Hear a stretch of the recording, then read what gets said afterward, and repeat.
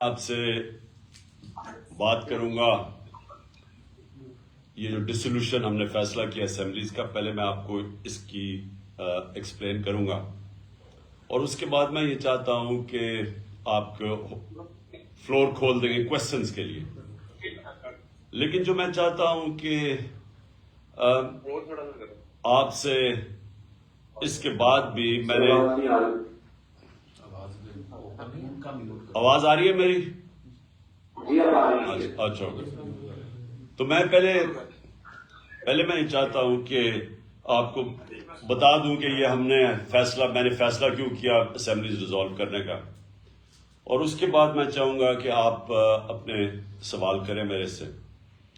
جو سب سے امپورٹنٹ چیز وہ یہ ہے کہ میں نے سنڈے سے میں ڈویژن وائز آپ کو علیحدہ بھی ملوں گا. ادھر آپ میرے پاس آئیں گے زمان پاک تو ادھر بھی ہم پھر اس کے اوپر مزید اور بھی بات چیت کر سکیں گے، جو کہ میں ابھی اتنی بڑی میٹنگ میں ظاہر ہے سارے سوال نہیں کر سکتے. تو میں چھوٹے چھوٹے آپ کی ڈویژنز میں وہ آپ سے میٹنگ بھی کروں گا تاکہ ہم پوری طرح تیاری کر لیں جب ہم نے یہ اسمبلیز ڈیزالو کرنی ہے.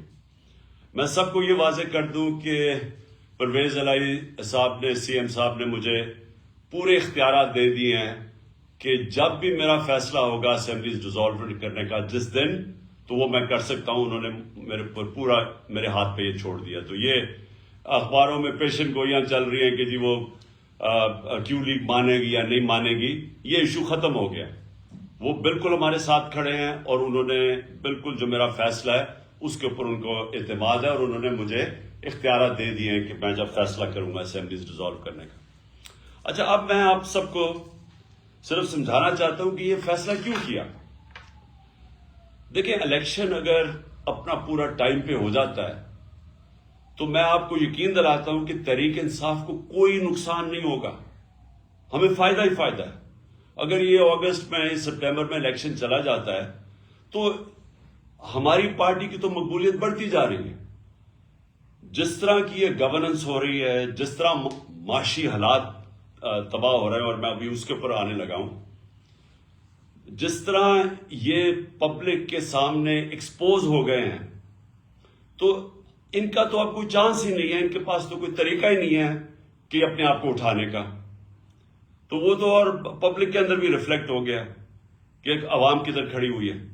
تو ہمیں تو کوئی نقصان نہیں ہے. یہ جتنی دیر چلتے جاتے ہیں ساری دنیا کو پتہ چل گیا کہ وہ پنجاب سپیڈ کیا چیز تھی. وہ سارے جو یہ لوگوں کو میڈیا کے ذریعے، اشتہاروں کے ذریعے یہ امپریشن دیا ہوا تھا کہ یہ کوئی بڑے سمجھدار لوگ ہیں، وہ تو عوام کے سامنے ایکسپوز ہو گئے ہیں. لیکن مسئلہ اس وقت پاکستان کا ہے. سب سے پہلے مسئلہ ہے کہ پاکستان جدھر یہ پاکستان کو لے کے جا رہے ہیں، ہر پاکستانی کو فکر ہونی چاہیے جس پاکستانی کا جینا مرنا پاکستان میں ہے، جس نے ملک سے باہر نہیں بھاگ جانا، جس نے بڑے بڑے لندن میں اپارٹمنٹس نہیں لیے ہوئے اور بڑے بڑے گھر نہیں لیے ہوئے یہاں سے منی لانڈرنگ کر کے، جن کے باہر بینک اکاؤنٹس نہیں ہیں، جنہوں نے یہاں سے باہر ریل اسٹیٹ میں پیسہ انویسٹ کیا ہوا ہے باہر کے ملکوں میں، ان کے علاوہ جو پاکستانیوں نے یہاں رہنا اور بننا ہے، ان کے لیے تو یہ وہ حالات کریٹ کر رہے ہیں کہ یہ جب جائیں گے تو خدا نہ خواستہ یہاں تو حالات وہ ہو جائیں گی جو بھی گورنمنٹ آئے گی وہ سنبھال نہیں سکے گی. میں آپ کو صرف اکانومی کے اوپر موٹی موٹی بات کرتا ہوں. پہلی چیز یہ ہے کہ ہمارا مسئلہ یہ ہے کہ انہوں نے جو 4 گنا زیادہ پاکستان کے قرضے بڑھائے تھے 2008 اور 2018 کے بیچ میں، یہ جو چھوڑ کے گئے تھے 4 گنا زیادہ 10 سال میں قرضے بڑھے تھے. یہ سمجھ جائیں کہ 60 سالوں کے اندر پاکستان کا 6,000 ارب روپے ٹوٹل قرضہ تھا اور 2008 میں، اور 2018 کے اندر وہ پہنچ گیا تھا 30,000 ارب روپیہ، 30 ٹریلین روپیہ. تو 4 گنا ہمارا قرضہ بڑھا، اور جب قرضہ بڑھا تو اس کے اوپر اب ہمیں سود دینا پڑتا ہے. تو پاکستان کا اب حالات یہ ہیں کہ اگر ہماری معیشت بڑھتی نہیں ہے تیزی سے، جس کو اکنامک گروتھ کہتے ہیں، اگر اس ملک کی اکانومی بڑھتی نہیں ہے اور اگر وہ اکانومی سکڑنا شروع ہوتی ہے تو وہ قرضے تو بڑھتے جا رہے ہیں. تو ہم نے قرضہ واپس کیسے کرنا ہے؟ یہ ایسی ہے کہ گھر کے اوپر اگر قرضہ چڑھا ہو، اب وہ گھر کیسے وہ قرضہ واپس کرے گا؟ آمدنی بڑھائے گا. آمدنی بڑھائے گا تو وہ قرضے واپس کرے گا. اگر گھر کی آمدنی گرنی شروع ہو جائے تو قرضے تو وہی کہ وہاں سود لگتا جائے گا، قرضے بڑھتے جائیں گے. پاکستان کا مسئلہ یہ ہے کہ ہمارے اوپر جو قرضے چڑھے ہوئے ہیں، ہم نے قرضے کی قسطیں ادا کرنی ہے. اور اگر ہماری آمدنی نہیں بڑھتی تو وہ قسط میں ہماری کیپیسٹی آمدنی قسط واپس کرنے کے لیے وہ کم ہوتی جائیں گی. تو نمبر 1 مسئلہ اب اس وقت ملک کا کیا آ رہا ہے کہ جو ہم نے اپنے دور میں ریکارڈ ایکسپورٹس بڑھائی تھی، ریکارڈ ریمیٹنسز تھی، آئی ٹی کو ہم تیزی سے اوپر لے کے جا رہے تھے، جو کہ مستقبل ہے. ٹیکنالوجی تو مستقبل ہے نا دنیا کا. سب سے زیادہ پیسہ تو اب ٹیکنالوجی میں آتا ہے، آئی ٹی کے اندر. تو وہ بھی پہلی دفعہ پاکستان میں 75% ہماری وہاں ایکسپورٹس بڑھ گئی تھی. 32 ارب ہماری ریکارڈ ایکسپورٹس تھی، 31 ارب ریکارڈ ہماری ریمیٹنسز تھی، اور ٹیکس کلیکشن ہماری ریکارڈ تھی 6.1 ٹریلین، یعنی 6100 ارب روپیہ.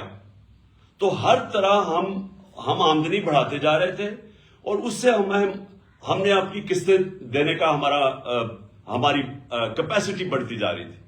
اور انشاءاللہ اگر ہمیں آگے بھی موقع ملے تو ہم نے کیسے مقابلہ کرنا ہے؟ اپنی آمدنی بڑھا کے. جو 6% گروتھ ریٹ تھی ہماری چوتھے سال، اور 5.7% گروتھ ریٹ تھی تیسرے سال کرونا کے باوجود، یہ 17 سال میں سب سے زیادہ گروتھ ریٹ تھی پاکستان کی. تو جب گروتھ ریٹ بڑھتی ہے تو آپ کے پاس پیسہ ہوتا ہے قرضے واپس کرنے میں. اور جو ہماری یہ بھی یاد رکھ لیں کہ 17 سال میں سب سے زیادہ زراعت کے اندر ہماری گروتھ ہوئی تھی 4.5%. یہ 17 سال کے بعد تھی. تو آمدنی تو ہماری بڑھتی جا رہی تھی. انہوں نے کیا کیا آتے ساتھ؟ انہوں نے آتے ساتھ ہی پہلے تو جیسے انہوں نے آتے ساتھ فیصلے کیے، مارکیٹس کے اندر پینک پھیل گئی. مارکیٹس نے وہ بڑی تیزی سے دیکھتی ہیں کہ ان کے پاس تو کوئی پلان ہی نہیں لے کے آئے، ان کے پاس تو کوئی پلان ہی نہیں ہے کہ پیسے واپس کیسے کرنے ہیں. اور جیسے یہ ہوا، ہماری وہ گرنی شروع ہو گئی، ہماری مارکیٹ کے اندر روپیہ گرنا شروع ہو گیا، اور مارکیٹس پیچھے ہٹنا شروع ہو گئی. اور یہ میں نے پہلے 1 جون کو انٹرویو دیا تھا اس کو سمیع ابراہیم کو، جس میں نے کہا تھا کہ کیونکہ ان کے پاس اب پلان نہیں ہے، مجھے خطرہ یہ ہے کہ یہ ملک کو ادھر لے کے جا رہے ہیں کہ اگر اکانومی سکڑنی شروع ہو گئی تو ہم اپنے قرضے واپس نہیں کر سکیں گے. اور میں نے تب پریڈکٹ کیا تھا، یہ آپ سے تقریباً آپ سوچ لیں 6 مہینے پہلے، کہ یہ جس طرح جا رہے ہیں یہ ملک کو ڈیفالٹ کی طرف لے کے جا رہے ہیں. اور ڈیفالٹ کا آپ اندازہ نہیں لگا سکتے کہ خدا نہ خواستہ ہم ڈیفالٹ کر جائیں تو ملک ادھر پیچھے چلا جائے گا. اور اگر کسی نے بیل آؤٹ بھی کرنا ہوا تو پاکستان کا جو سیکیورٹی ہے، نیشنل سیکیورٹی، وہ خطرے میں چلی جائے گی. تو بڑا انہوں نے شور مچایا کہ جی دیکھیں عمران خان کو غدار مجھے کہہ دیا، اور اسمبلیوں میں بڑا شور مچایا. تو آج ساری دنیا کہہ رہی ہے کہ ہم ڈیفالٹ کی طرف جا رہے ہیں. انہوں نے 7 مہینے کے اندر ملک سے جو کیا ہے وہ دشمن بھی نہ کرے. سب سے پہلے تو جو کیپیسٹی تھی پیسے قرضے واپس کرنے کی، وہ گرنی شروع ہو گئی، ایکسپورٹس گرنی شروع ہو گئی، ریمیٹنسز تھی وہ گرنی شروع ہو گئی.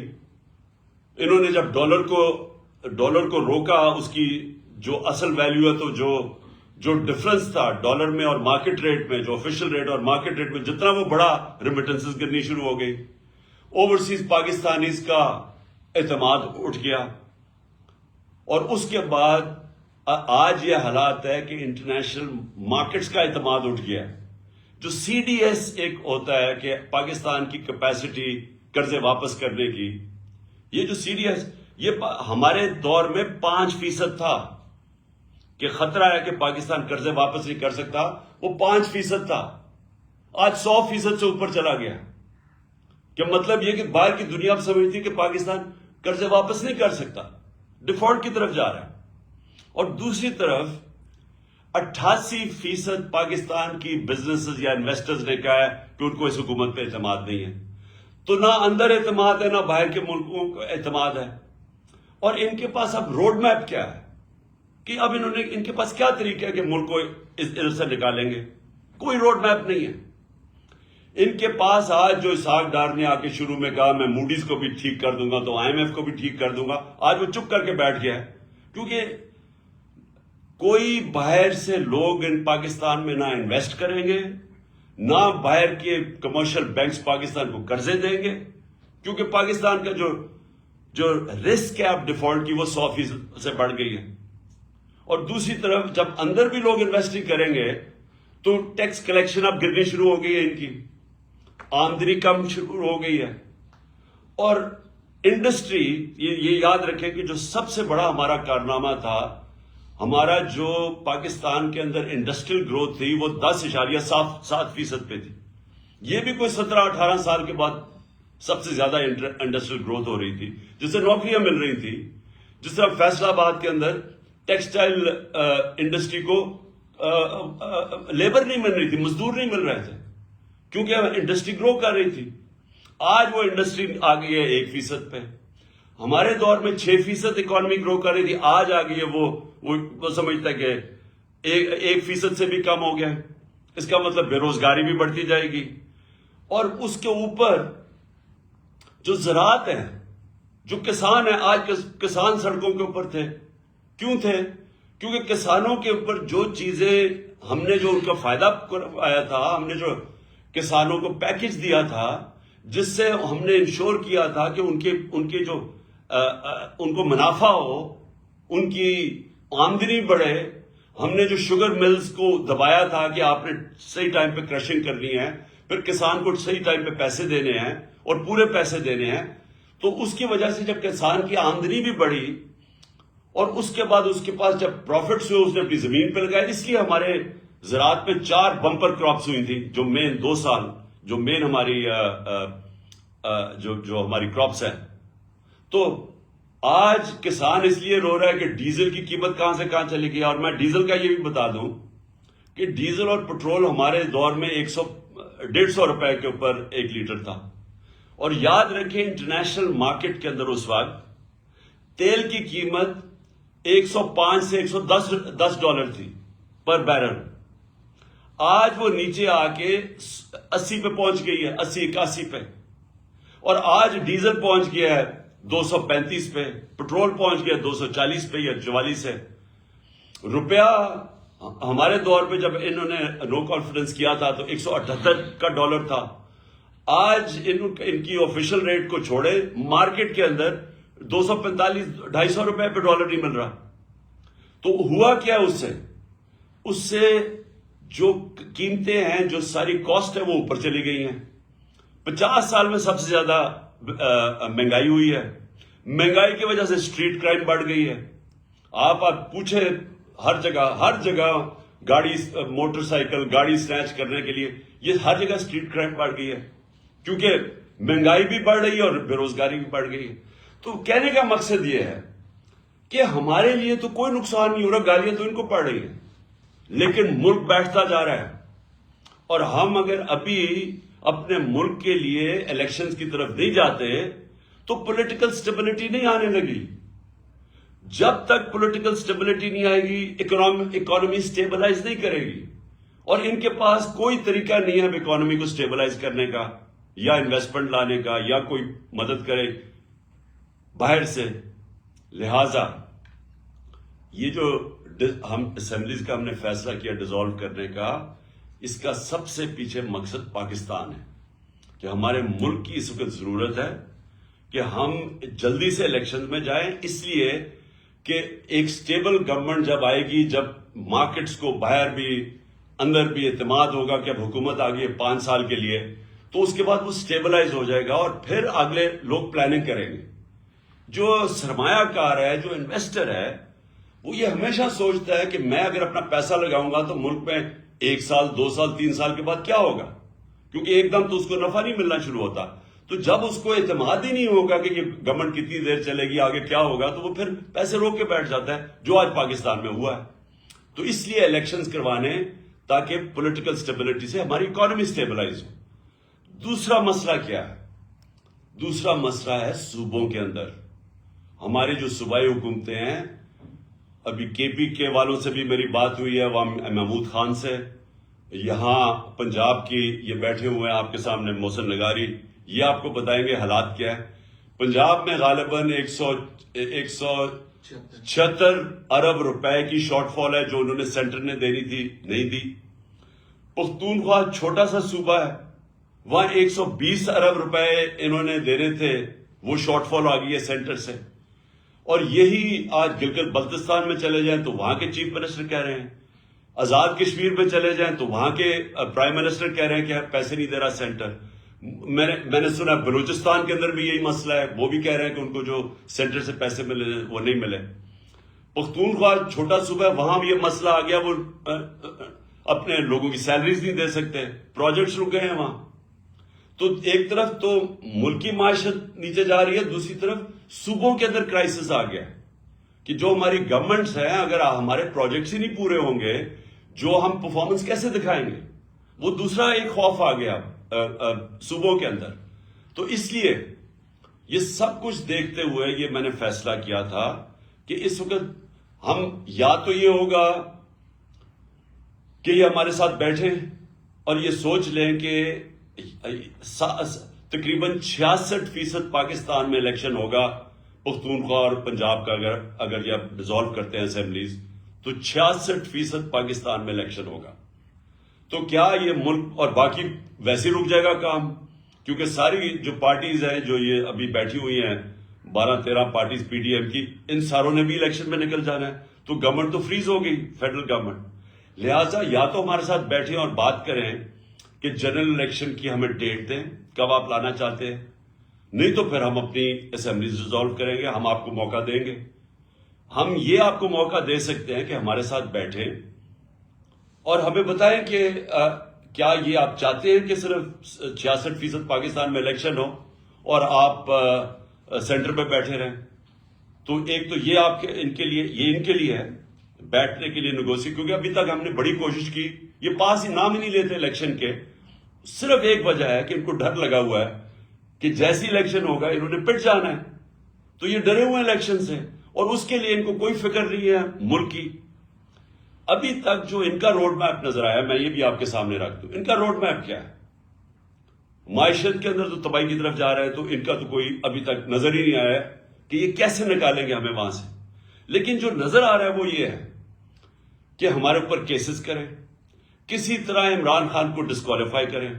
وہ آصف زرداری نے تو غالباً کہہ ہی دیا ہے، مجھے بھی بتایا گیا کہ وہ اس نے تو کہا ہے کہ عمران خان کو ڈسکوالیفائی کریں یا جیل میں ڈالیں.